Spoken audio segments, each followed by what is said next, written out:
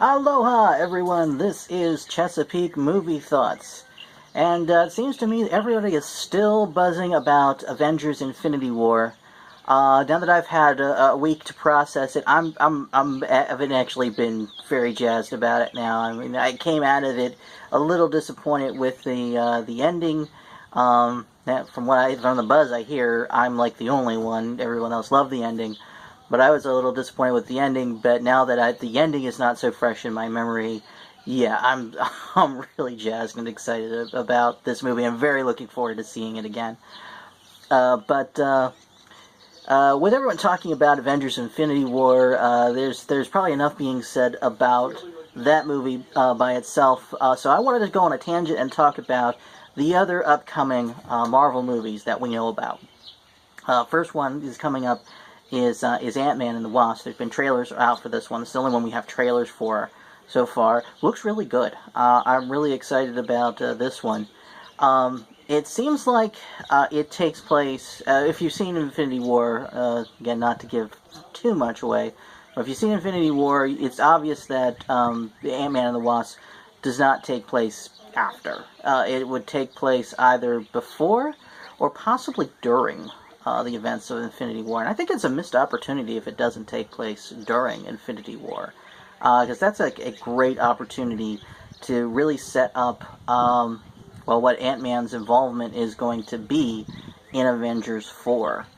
And with the Infinity War being so huge and such a moneymaker, the more Ant-Man and the Wasp ties into it, the more people you're going to get in seats to see it, probably. Of course, the movie's already made now, so if they can't really go back in hindsight, and they might have a chance to record a post-credit scene if they haven't already, that might tie it in. But I think they know what they're doing. I think they had the foresight to make the movies that come out in between Avengers 3 and 4 tie in and promote each other pretty well. So I'm expecting there to be some good nuggets of Infinity War / Avengers 4 goodness in Ant-Man and the Wasp. But I'm excited to see the Wasp in action for the first time. We saw the suit in the last Ant-Man movie, but we didn't see anyone actually put it on. And see them working together, and with the humor that you get with the Ant-Man movies, I think this is going to be a fun one. It's not going to be as epic as Infinity War, but an Ant-Man movie is not really supposed to be. So, but it's interesting. This one thing about the Marvel movies is that the movies can tie into each other, but have very different tones, and be going for very different styles. All superhero comic book things, but within that framework, going for different styles. Some go for more humor, some go for something more weighty, some go for a lot of intrigue, and others don't. But yeah, this one's I'm looking forward. It's the only other MCU movie we're getting this year. Next year, however, we are getting Captain Marvel, which has been teased, but no footage, there's been no trailers or anything. That's coming out next year, but before Avengers 4. And we've seen there's been all we've seen is photos leaked of Brie Larson, who's playing Carol Danvers, in her costume, which looked really cool. Really great costume, good superhero stuff, and a few rumors. And I think some of these are confirmed. I believe it's confirmed that the movie is set in the 90s, and it's going to be an origin story, which is going to be backstory for Captain Marvel, who we're pretty certain is going to play some role, probably a big role in Avengers 4. So this is going to be the backstory to get us up to speed on Captain Marvel and who she is and what she can do, what she brings to the table. And I'm really looking forward to that, probably even more so than Ant-Man and the Wasp. And from what I hear, it's going to take place in the 90s. I hear some of the characters, because it is a prequel, some of the characters that have been written out of the MCU will make return appearances in Captain Marvel. Those characters being the S.H.I.E.L.D. agent Phil Coulson, who in the MCU proper was killed off in the first Avengers movie, and in the premise of the TV series Agents of S.H.I.E.L.D. is that he came back, but there's no indication that anyone in the movies knows that, so he's effectively been written out of the movies. But so Phil Coulson would be back. Also, Captain Marvel's origins involve the Kree, who we've seen in the Guardians of the Galaxy movies before, and Ronan the Accuser, the big villain of Guardians of the Galaxy, Volume 1. He apparently will be playing a part in the Captain Marvel movie as well. Now, he didn't get a whole lot of character development in the first Guardians of the Galaxy movie, so this might go back and fill in some of those gaps on Ronan, which might make Guardians of the Galaxy, if you go back and watch Guardians of the Galaxy afterwards, might make that a better experience. So I'm looking forward to that for that reason. But also, Captain Marvel herself, I'm really looking forward to, because they say that she's going to be the most powerful of the Avengers heroes that they've introduced so far. Supposedly she's on par with Superman, which is really cool, and I'm really looking to see a real OP hero, OP meaning overpowered hero, because a lot of people say, well, if you can't have it overpowered because then that they're always going to win, and I don't know, I really like to see really powerful heroes do their thing, so I'm excited to see that. So yeah, this is going to be, I think, probably a really good movie. And then Avengers 4 is going to be the next one after that. We know pretty little about that. Anything we do know about that's a spoiler for Avengers 3. So I don't want to get too far into that. But those are the only movies that have had some production done on them so far. Beyond that, we do know, I think there's 3 more films we do know definitely are coming, but there hasn't been, production hasn't started on any of those yet, and that's the first of the one after Avengers 4 is going to be a sequel to Spider-Man Homecoming. So it's a Spider-Man film, as yet untitled. It probably won't be Homecoming 2, but it'll probably have some subtitle, which will be just continuing Peter Parker's story from Homecoming. So that's really all we know about that, but we know that's going to be the first first movie to come out as part of the next phase of Marvel. So, whatever changes happen in the Avengers 4, the first time we're going to get to see anyone, dealing with those changes is going to be in the next Spider-Man movie. First of all, we've got a really good Spider-Man in Tom Holland, so we're looking forward to seeing him again. Of course, he'll be in Avengers 4 as well. We think. We think he will. But he's been billed as being in it, I believe. We're looking forward to seeing more from him, and to see what the next phase of Marvel is going to look like, because apparently it's going to look very different. Beyond that, we have Guardians of the Galaxy Volume 3. We don't know I think that's both the Spider-Man and Guardians of the Galaxy are coming out in 2020, I think. I guess Spider-Man could be late in 2019, but I think these are both 2020. Now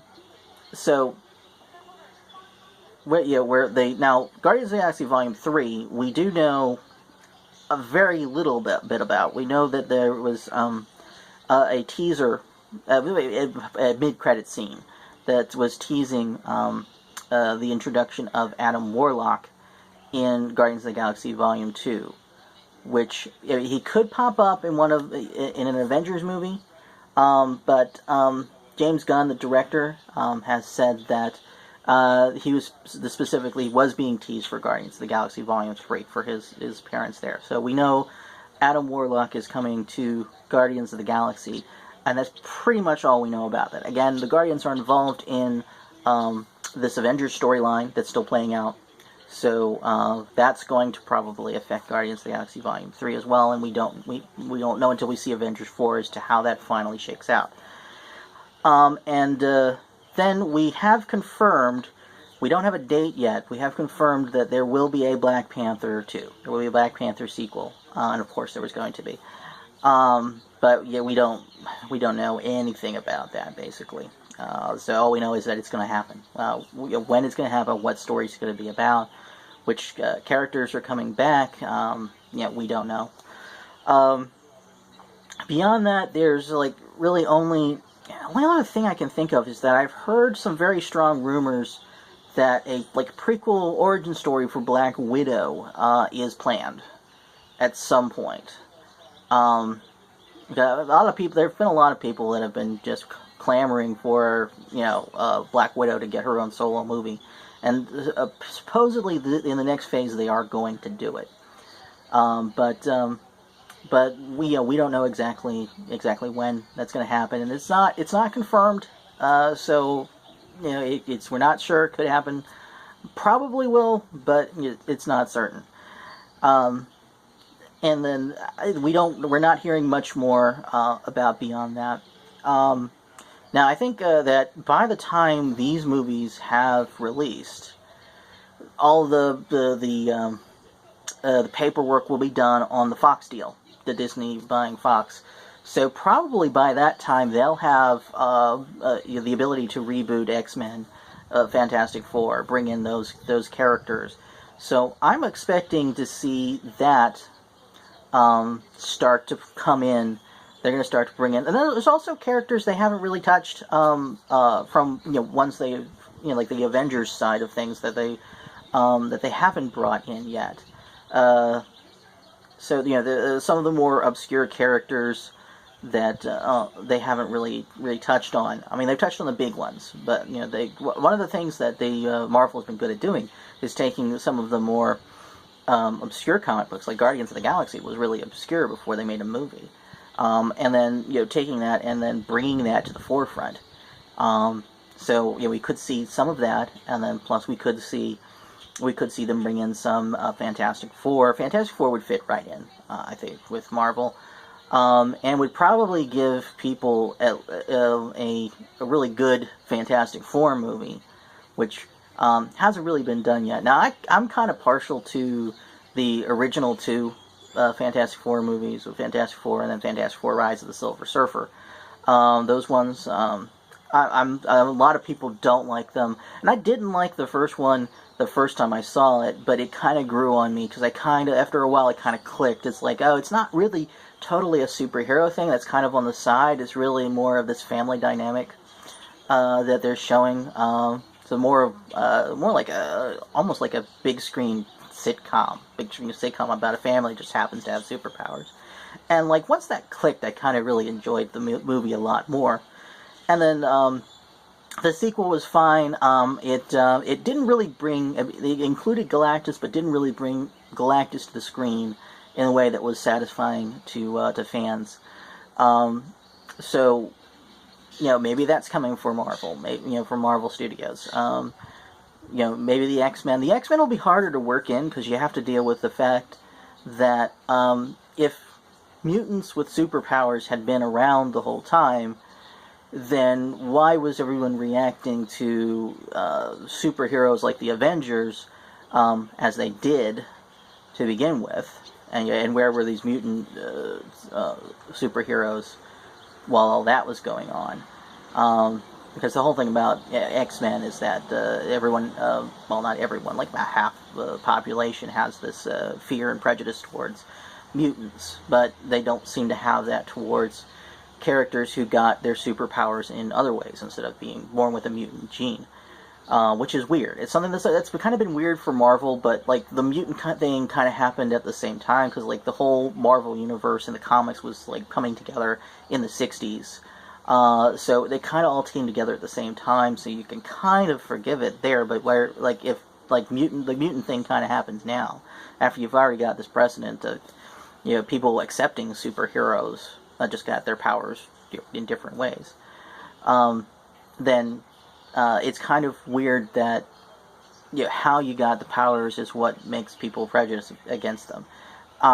Which I think they're going to want to incorporate the X-Men. I mean, how could you not? I mean, like some of the most popular characters, Wolverine, one of the most popular characters in Marvel Comics, is an X-Man, and some great villains like Magneto and Mystique. They're going to want to incorporate those, but how did they do that?